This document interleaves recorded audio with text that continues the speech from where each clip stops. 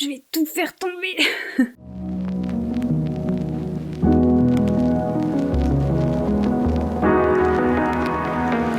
Hello tout le monde et bienvenue dans cette nouvelle vidéo, je suis très contente de vous retrouver aujourd'hui. Ça fait un moment que je me suis pas posée pour filmer, que ce soit une vidéo vraiment posée comme ça ou un vlog ou quoi. Je pense que comme tout le monde, je suis face à la médiocrité du monde dans lequel on vit, à sa finitude et surtout à son ineptie, et parfois ça m'enlève absolument toute motivation. Donc pendant un mois c'était pas la grande forme, mais là ça va mieux, je reviens de vacances et du coup je voulais vous montrer, j'ai de la lecture pour les 6 mois à venir. Alors oui, j'ai deux micros, j'ai mon micro cravate et ce micro-ci qui est ma foi absolument sublime parce que j'ai reçu celui-ci à mon anniversaire de la part de mon amoureux. Incroyable, il me l'a offert pour les vidéos ASMR à la base, mais je me suis dit que j'avais trop envie de le tester aussi dans cette ambiance-là. Mais j'ai trop peur de mal faire un truc pendant l'enregistrement parce que c'est la première fois que je le teste. Du coup, je me suis dit, on va prendre un backup. J'ai une pile de livres absolument monstrueuse à vous montrer. Je suis pas trop book haul en général, ni à regarder ni à faire. Mais j'aime bien parfois en regarder genre les retours de librairie ou quand ils ont des thématiques un peu particulières ou quoi. Là ça m'intéresse un peu, j'aime bien regarder les vidéos genre venez faire du shopping de livres avec moi. Et du coup quand il y a des book hauls à la fin de ces vidéos là, j'aime bien. Mais les book hauls un peu genre mensuels, je suis moins fan de la DA. Et c'est vrai que j'en propose assez peu, mais j'aime bien quand je reviens de vacances faire un book haul. On a donc 15 livres que je me suis offert dans un lieu exotique, complètement hors du temps, hors du commun, qui m'a complètement fait sortir de mes habitudes, à savoir Clermont-Ferrand. En tout cas, si jamais vous êtes nouveau sur la chaîne, moi c'est Amita et je parle de livres, un petit peu de politique, en tout cas il faut pas se choquer quand ça arrive. Je lis beaucoup de science-fiction, de fantasy, d'horreur, de contemporain, un petit peu de romance et je lis beaucoup en anglais. En tout cas, on n'hésite pas, pour les anciens ou les nouveaux, à s'abonner si c'est pas déjà fait, s'il vous plaît, à mettre des petits j'aime si ça vous plaît, et surtout, on commente, ça me fait trop plaisir de papoter avec vous. Je vais prendre les livres comme ils viennent, et pas d'ordre précis ou quoi, à savoir qu'il y a des livres en français et des livres en anglais, donc on va faire un petit peu de tout. Je crois qu'en tout, on a fait 4 librairies indépendantes à Clermont-Ferrand. Les livres sont dans le désordre, du coup il va y en avoir un que j'ai acheté là, puis un, etc. On a été au Grenier des Chimères, qui est une librairie spécialisée en science-fiction, fantasy, fantastique et romantasy. J'ai adoré l'ambiance et la libraire avait un style incroyable. Le premier se trouve juste ici. Il s'agit de Les étoiles ne fileront plus de Elodie Serrano. Ça faisait un moment que je le voyais passer parce que j'aime beaucoup l'océan, j'aime beaucoup les créatures marines et j'aime beaucoup les baleines. Et donc moi je vois une couverture avec des baleines, j'avoue que je suis assez hypée. Mais je m'étais jamais trop penchée sur le résumé, ou je crois qu'il m'avait pas marqué, je sais pas. Et en fait je l'ai revu passer dans pas mal de trucs Instagram, de genre si vous avez aimé ce livre, ou alors je vous conseille des livres, etc. Il m'a notamment été conseillé pour le mois de la Pride, je crois, et j'avais pas tiqué ce truc-là, alors que c'est littéralement écrit dans le résumé. Mais effectivement, il y a un couple lesbien. Le plot, c'est quoi? On suit une meuf qui est passionnée par l'astronomie et par la cryptozoologie. Ne me demandez pas ce que c'est. Et en gros, ces deux passions vont la mener à découvrir la première espèce extraterrestre, à savoir les baleines célestes. Les baleines célestes, je kiffe, j'adore. Rien que le concept, ça me vend du rêve. Sauf que, apparemment, ces baleines célestes, elles vont poser problème pour l'humanité qui est en train de s'étendre galactiquement. Notre héroïne, aidée de sa femme, va essayer de les sauver, ou en tout cas de défendre leur cause. J'adore. Le livre est très court, ça parle d'écologie, ça parle d'animaux, il y a 2 meufs lesbiennes, ça se passe dans l'espace. Que demander de plus? On change totalement de registre, on change totalement de librairie, on est passé à la librairie, voilà. La librairie s'appelle littéralement La Librairie. Je sais pas si c'est un coup de génie marketing ou si c'est un petit peu confusant pour les gens qui bossent avec, mais en tout cas ça s'appelle La Librairie. et j'ai acheté là-bas 3 livres. Le premier qui se trouve sur ma pile, c'est Bagarre d'Emilia Petrakis. C'est un livre qui est absolument fait pour moi. Et là, c'est justement l'une des filles avec qui j'étais qui a lu le résumé et qui a dit écoute, celui-là j'avais songé à te l'offrir, il est fait pour toi.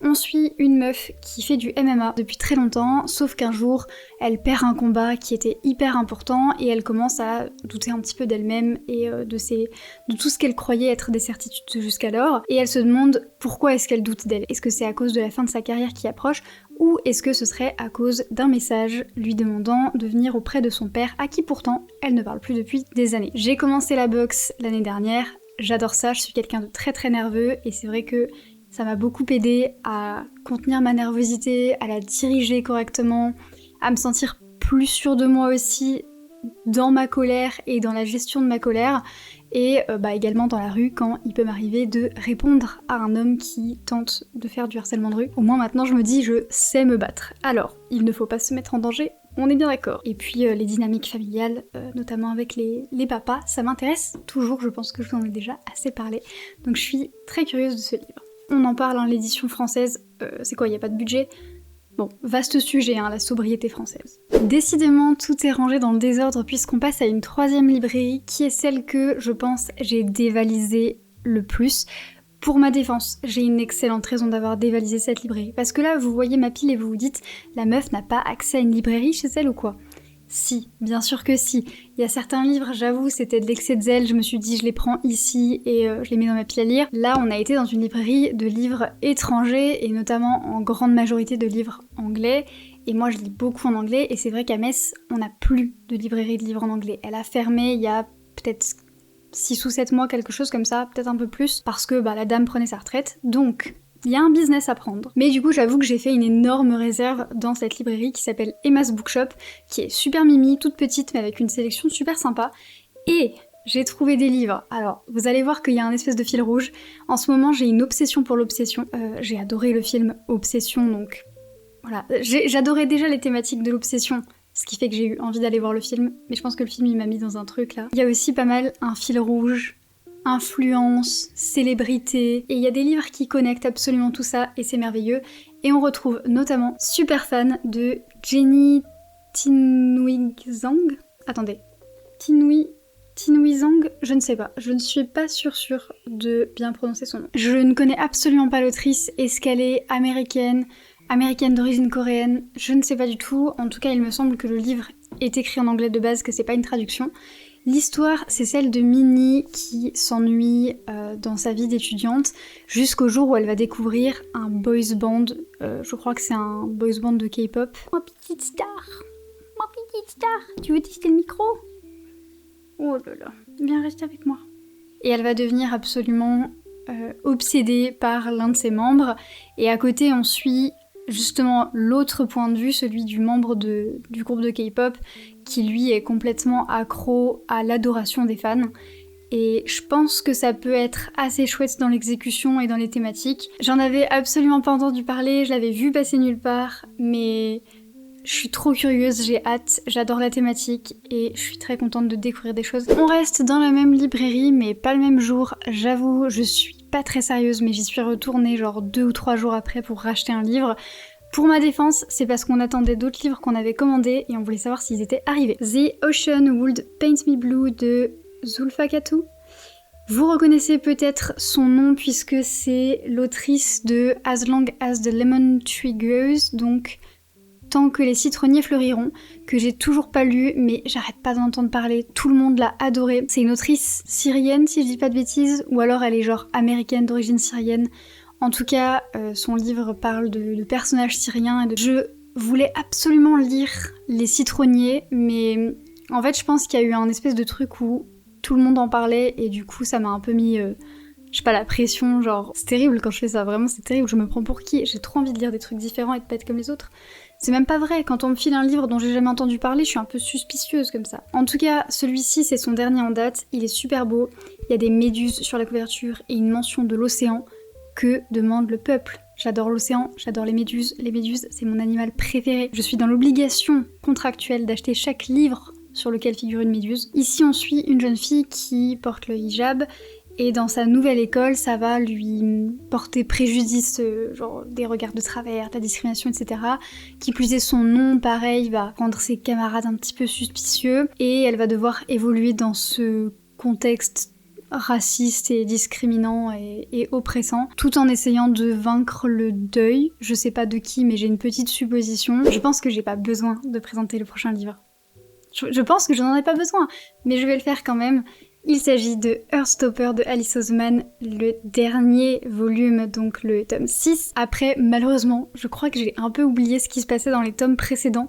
Le 1 et le 2, pas trop, mais en tout cas, 3, 4, 5... Ouais, aujourd'hui, on est le 21 juillet, je n'ai toujours pas regardé le film qui est sorti le 17. J'ai trop hâte, mais j'aimerais bien lire le tome 6 avant de regarder le film. Il est si beau, regardez comme il est beau. On retourne du côté de la science-fiction, toujours chez Le Grenier des Chimères, avec un livre dont je n'avais pas du tout entendu parler, que je n'ai pas vu passer. Après, faut dire que ces derniers temps, je snob un peu l'édition française. C'est pas un vrai désir de snobber, c'est juste que je suis très concentrée sur les lectures qui me tentent en anglais, donc j'ai un peu tendance à louper certaines choses qui passent en français. J'en suis navrée, mais bon, je peux pas avoir le cerveau partout, j'ai un peu du mal à me concentrer. On y va une chose à la fois, ne me jetez pas la pierre, je me justifie beaucoup, mais pitié, ne me jetez pas la pierre. En tout cas, c'est l'une des copines avec qui j'étais qui me l'a conseillé, elle en avait entendu parler mais ne l'avait pas lu, et pour le coup, elle l'a acheté également. Ça s'appelle La danse des flamants roses de Yara El Ghadban, je pense que j'ai écorché le nom de famille. C'est une autrice palestinienne, et dans ce roman, qui au début peut sembler un peu tristoun, un peu déprimant, on va suivre en réalité une utopie. On est en Palestine, la mer morte s'est évaporée, il y a une maladie du sel qui ravage la population, et en fait vont commencer à se regrouper des gens pour faire renaître et rebâtir une communauté, et petit à petit la vie va reprendre et l'espoir également, et apparemment il y a des flamants roses qui vont revenir. Ce rose, il est trop joli. J'aime trop. Et c'est rigolo parce que dans cette librairie, j'ai acheté un livre avec des baleines et un livre avec des flamants roses. Je suis trop contente. Team animaux à fond. On change de genre et on change de pays, mais pas vraiment de thématique, puisque le prochain livre, c'est Habibi Beyrouth de Manal Salamé. Je le prononce très mal, ça doit probablement plus se prononcer genre Habibi, un truc comme ça. Je sais pas, s'il y a des gens, j'allais dire corrigez-moi si vous pouvez, mais c'est un peu dur de corriger la prononciation, non, je sais pas. Si vous y arrivez, faites-le. Pour ceux qui sont sur ma chaîne depuis vraiment très longtemps, vous savez que j'aime beaucoup la littérature libanaise. Je sais pas pourquoi plus qu'une autre, mais c'est une littérature dans laquelle je suis un petit peu tombée à la fac. Et du coup, voilà, par-ci par-là, je lis des livres de littérature libanaise et ça me plaît beaucoup. Je sais pas pourquoi je me justifie. Y a des gens qui sont fans du Japon, bah voilà, j'aime beaucoup le Liban, voilà, je ne sais pas. En fait, j'ai trop peur de passer pour la petite blanche qui a jamais quitté son pays et qui est trop fan de la culture libanaise alors que le pays y subit une guerre acharnée depuis des années, que la situation là-bas elle est catastrophique et moi je suis en mode j'aime trop manger des falafels et lire de la poésie libanaise, hahaha. Mais le fait est que c'est une culture qui m'intéresse vraiment au premier degré, que je trouve absolument incroyable, pleine de diversité, de différences, une histoire hyper riche, il y a tellement de paysages différents au Liban, la nourriture libanaise elle est tellement bonne, j'ai peur de passer pour la meuf un peu qui exotise quelque chose, donc c'est pas le cas. Voilà, sachez que cet amour pour le Liban, il est 100% authentique.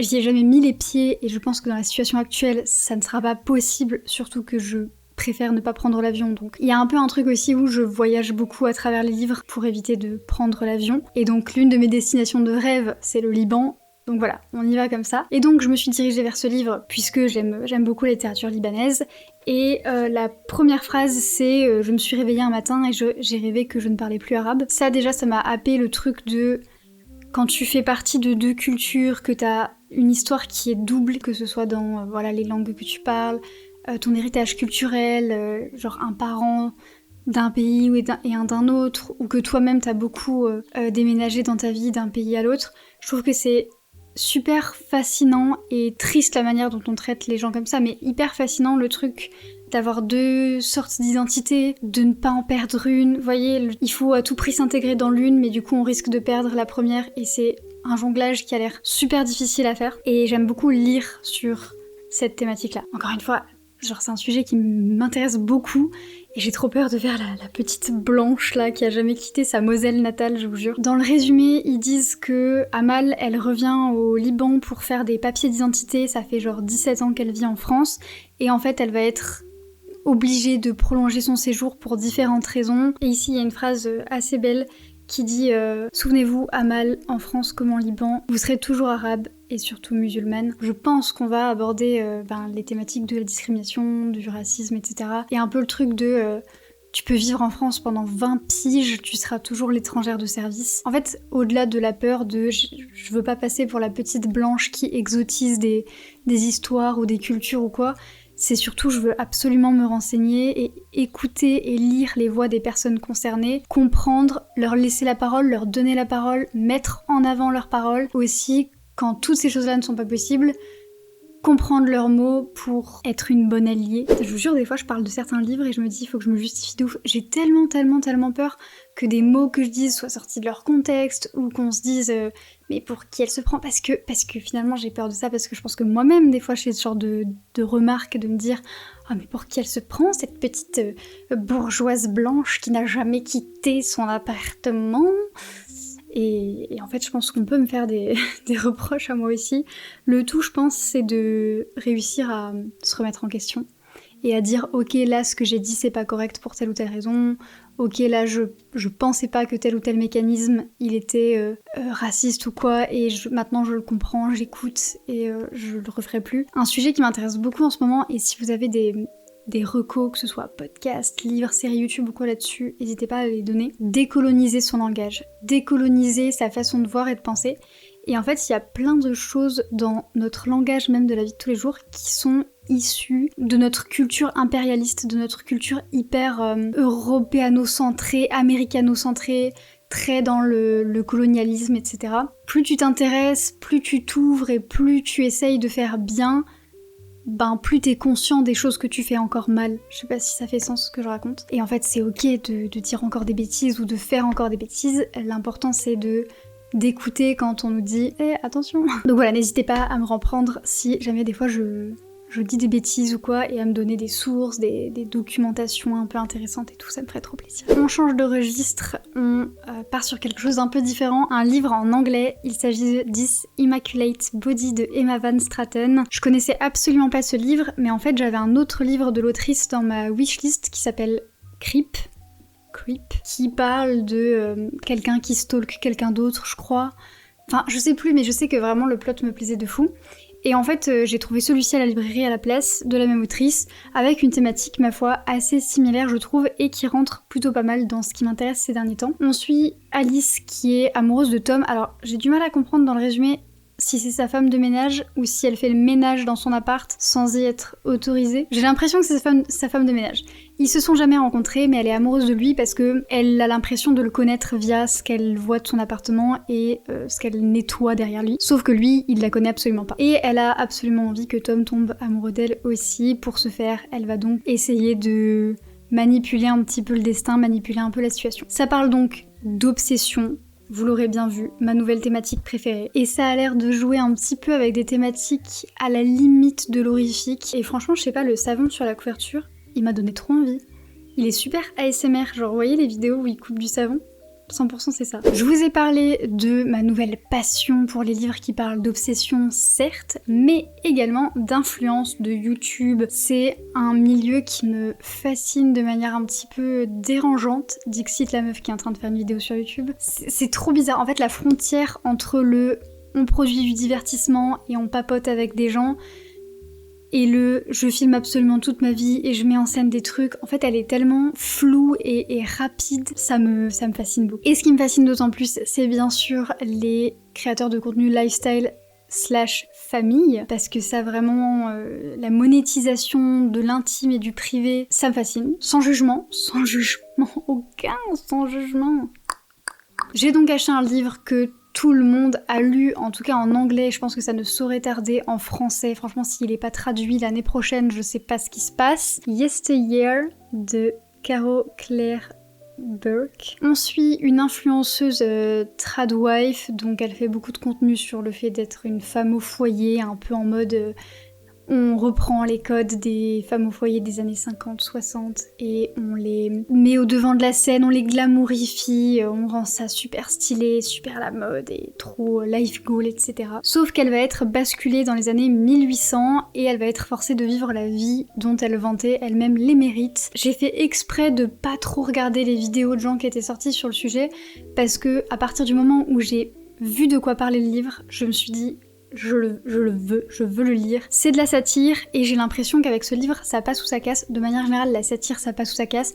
Soit il y a des gens qui ont grave compris, à qui ça a de ouf parlé, qui se sont dit ouais non mais c'est hyper pertinent et tout et qui adorent. Soit il y a des gens qui sont complètement passés à côté du message, qui ont été peut-être vexés par certaines choses ou quoi, et qui du coup clairement ont détesté, mais c'est rarement le genre de livre où il y a un entre-deux de oh c'était sympathique. Toujours en anglais, je suis vraiment désolée, mais restez bien avec moi parce que des livres en français, il y en a d'autres, c'est promis. Amal El-Mottar avec son recueil de nouvelles Seasons of Glass and Iron. C'est donc un recueil de nouvelles un peu genre contes de fées.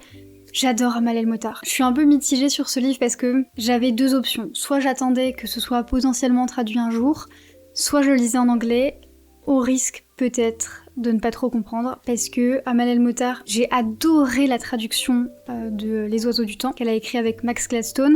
En revanche, The River Has Roots, je l'ai lu en anglais, j'ai pas tout compris, j'ai beaucoup aimé l'ambiance et tout, mais je pense que j'aurais d'autant plus aimé si je l'avais lu en français. Voilà, je sais pas pourquoi, je lis beaucoup en anglais, mais ces livres, je les trouve particulièrement difficiles à lire. Donc si vous êtes novice en anglais, vraiment, je ne recommande pas Amal El-Mottar. Mais j'espère parce que franchement, le livre a l'air super cool, j'ai lu des avis qui m'ont grave hypé. Les livres en français sont de retour avec non des moindres, puisqu'il s'agit de Chaque goutte est un cauchemar pour l'homme de Megan Kamalei Kakimoto. Encore une fois, je pense que j'ai écorché le nom de famille, je suis désolée. C'est un livre que j'avais vu à la base en anglais, je crois qu'il m'avait été recommandé parce que j'aime beaucoup le body horror, donc tout ce qui joue sur l'aurore corporelle. Et il a été traduit, je suis très contente d'ailleurs parce que la couverture française elle est trop belle, j'adore, je suis obsesse. J'ai pas tout compris au résumé, c'est assez flou, mais en gros on est à Hawaï, on suit des jeunes femmes qui galèrent dans une société qui est très compétitive. Apparemment ça parle de passage à l'âge adulte, de pères défaillants, de superstitions hawaïennes,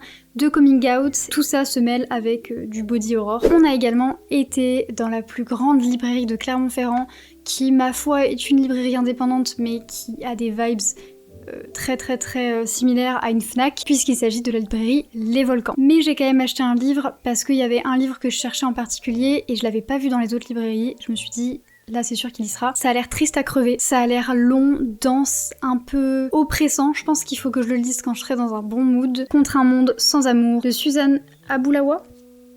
Encore une fois, j'ai mal prononcé le nom. On suit une femme qui est en prison et qui va retracer le fil de sa vie. Ça va nous mener en Palestine notamment, là d'où elle est originaire, en tout cas là d'où ses ancêtres sont originaires. Ça va parler de l'invasion de l'Amérique en Irak, de l'occupation israélienne en Palestine. Plein de thématiques, de trucs historiques assez forts et malheureusement encore d'actualité. Il y a des trucs très récents aussi et qui malheureusement sont encore d'actualité. Je pense qu'il y a des gens peut-être que mes discours commencent à saouler et j'ai l'impression qu'au début de ma chaîne j'osais moins en parler, mais en fait au début de ma chaîne j'étais moins politisée et ça a été vraiment exponentiel.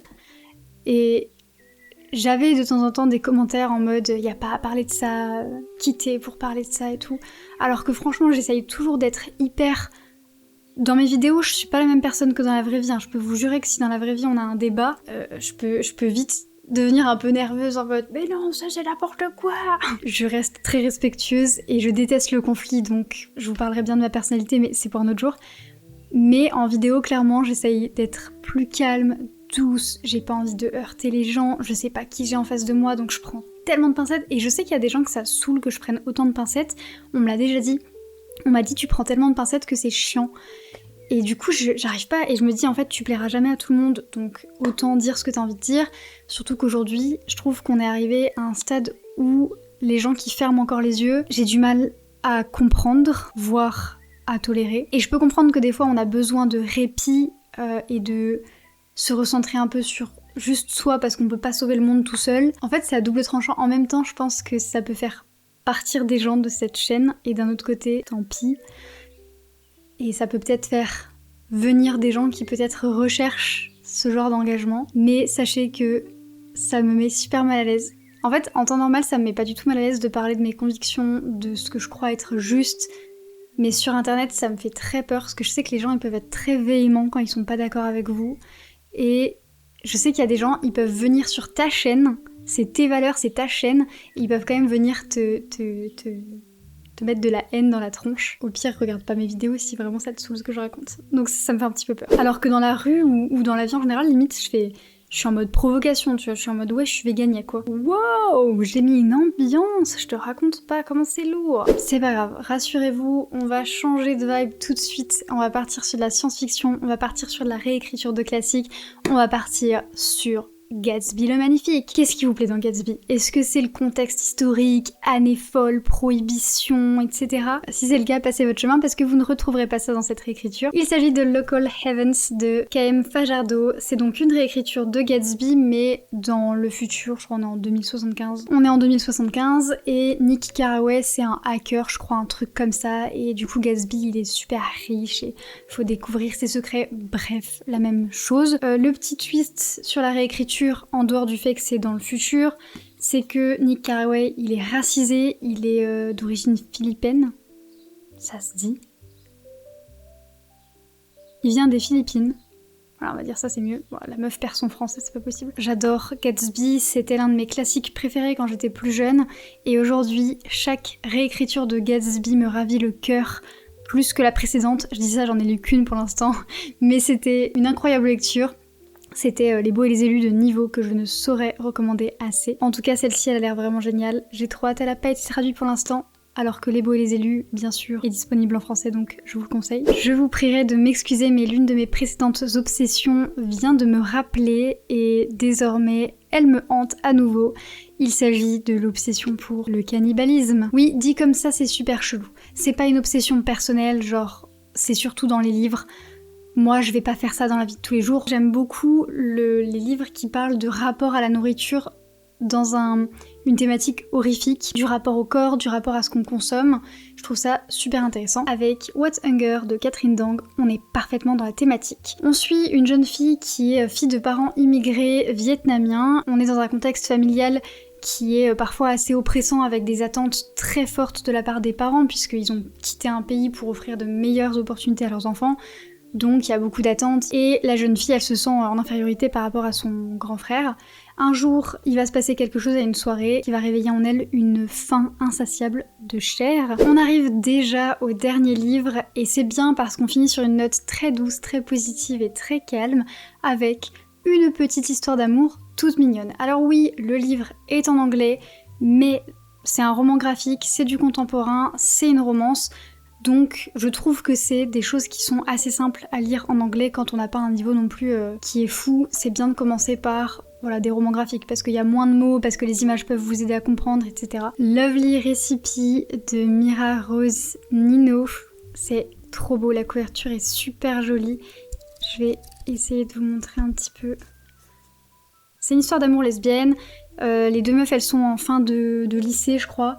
Et il y a un peu la question de qu'est-ce qu'on va faire, dans quel collège on va aller, collège n'importe quoi, université, dans quelle université on va aller, et il y en a une qui aimerait beaucoup apprendre à cuisiner comme sa grand-mère pour recréer du lien avec, donc je crois qu'elles vont partager cette passion. Les dessins sont trop beaux, il est absolument adorable, j'ai trop hâte de le lire. C'est tout pour les livres que j'ai achetés, sachant que avant ça j'avais été aux Imaginales et j'avais acheté 3 livres.